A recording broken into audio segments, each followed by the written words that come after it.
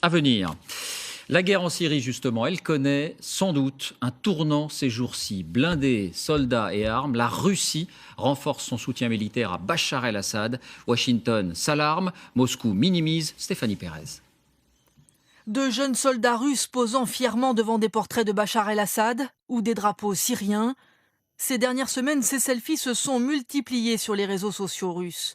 Les troupes de Moscou sont de plus en plus nombreuses en Syrie. Mais pourquoi faire ? Historiquement, la Russie possède une base près du port de Tartous. Ces derniers temps, selon Washington, elle est de plus en plus active. Plus de bateaux, d'hommes, de chars russes y ont été repérés. Plus étonnant, les mêmes mouvements près du fief de Bachar el-Assad, l'Ataquié. Alors ces troupes viennent-elles au secours du président syrien en difficulté face à l'avancée du groupe État islamique ? Cette vidéo de combat sème le trouble. Entre les tirs et les explosions, on entend au loin des soldats, sûrement des instructeurs.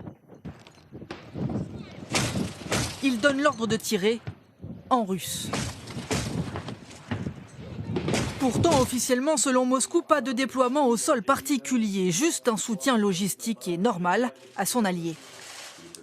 La Russie envoie juste par avion des équipements militaires et de l'aide humanitaire, conformément aux accords existants. Ces arguments, pour l'instant, ne semblent pas convaincre les États-Unis, qui craignent dans ce contexte une aggravation du conflit. Bonsoir Étienne Lénart, on va essayer de comprendre quelles sont les implications de cet engagement russe. Qu'est-ce que ça change ?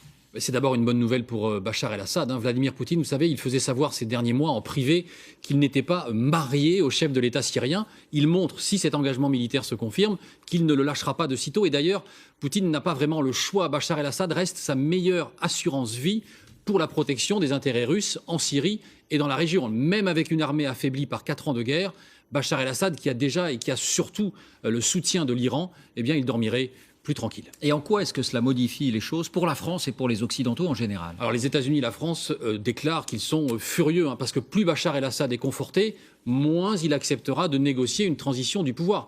Et puis David, contre qui les soldats russes se battraient aux côtés de l'armée syrienne ?